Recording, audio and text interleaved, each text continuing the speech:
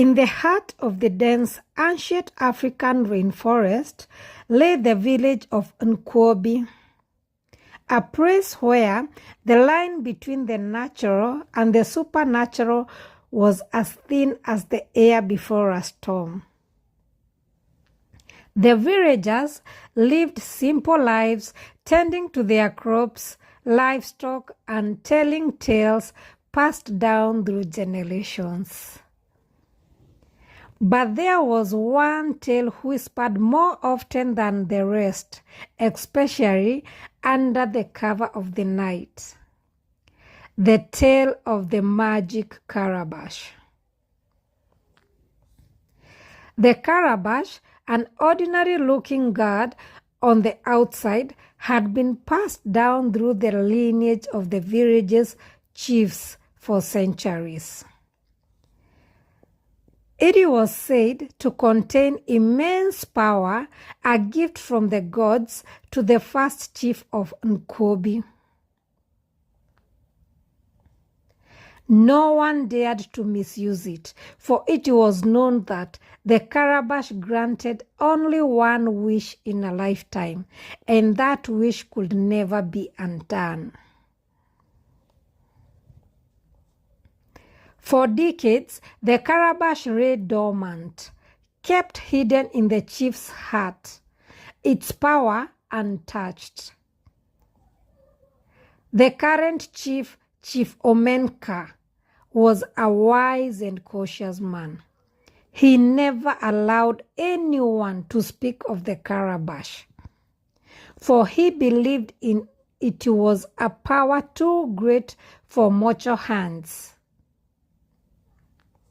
But as the years passed and Chief Omenka grew old, whispers began to spread that the magic Calabash should be used to bring prosperity to the village.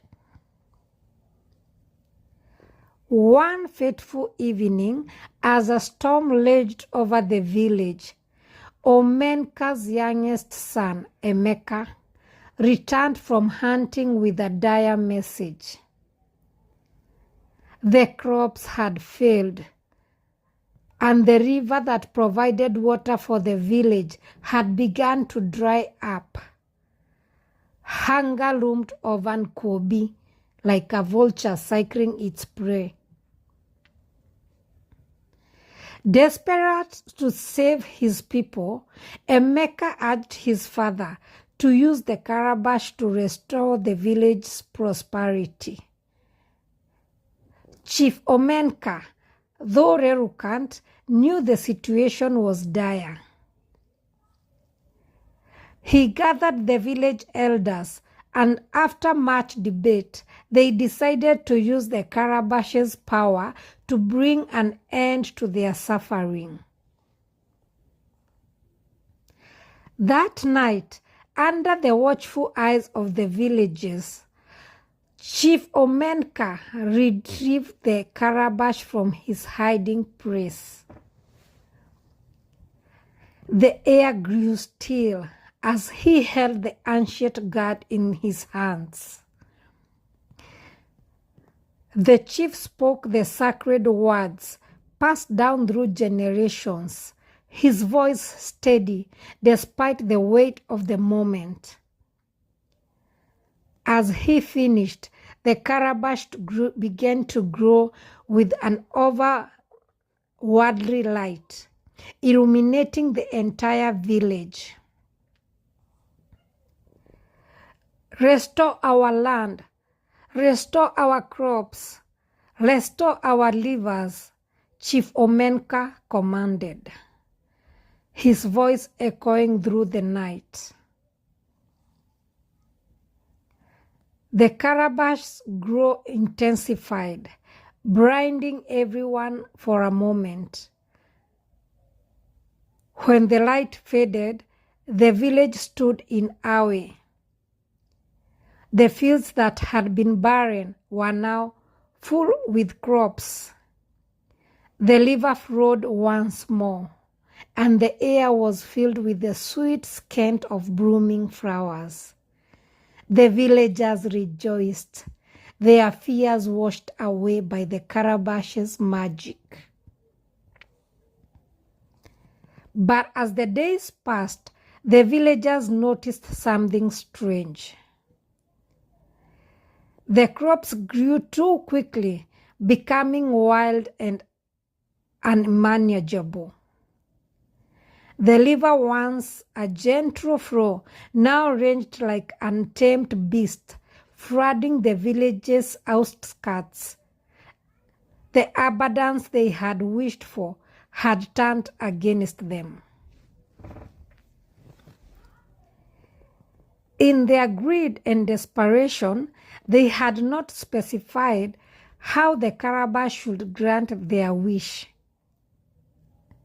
The magic, ancient and untamed, had interrupted their wish in its own way. The village was on the brink of being swallowed by the very prosperity they had sought.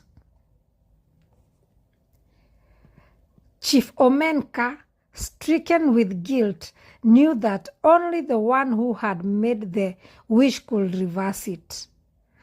But the Calabash had already granted its one wish for his lifetime. The power to undo the curse now lay in the hands of his heir.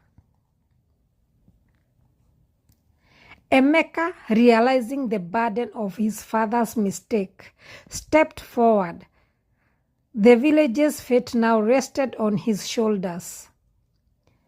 He approached the Calabash, which had returned to its dormant state, and whispered a vow to the gods. He would protect the village, no matter the cost. But there was a price.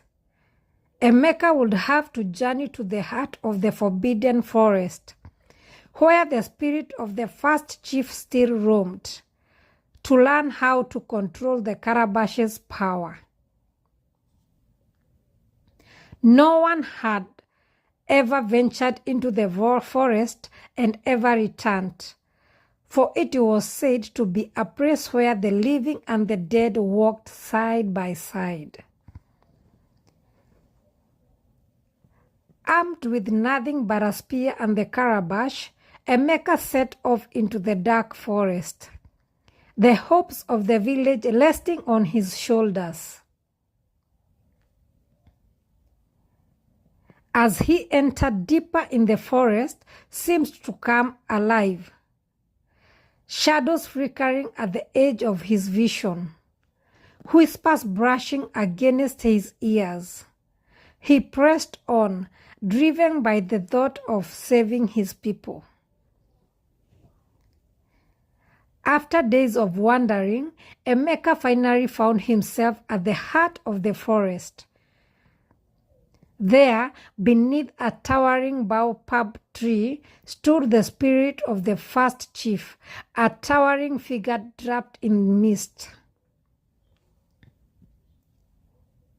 "You seek to undo what has been done," the spirit spoke, its voice echoing through the forest like a distant drumbeat. Emeka nodded, kneeling before the spirit. "Please, I must save my village." The spirit regarded him with hollow eyes, as if peering into his very soul. "The Calabash's power is not to be taken lightly. To undo the curse, you must sacrifice something of equal value." Emeka's heart sank. He knew what the spirit meant. The Calabash required balance, life for life, power for power. "I will give whatever it takes," Emeka declared, his voice firm. The spirit extended a hand, pointing to the Calabash. "Then you must give it to your life. Only by binding your soul to the Calabash can the curse be lifted. You will become its guardian, forever tied to its magic, never to leave this forest.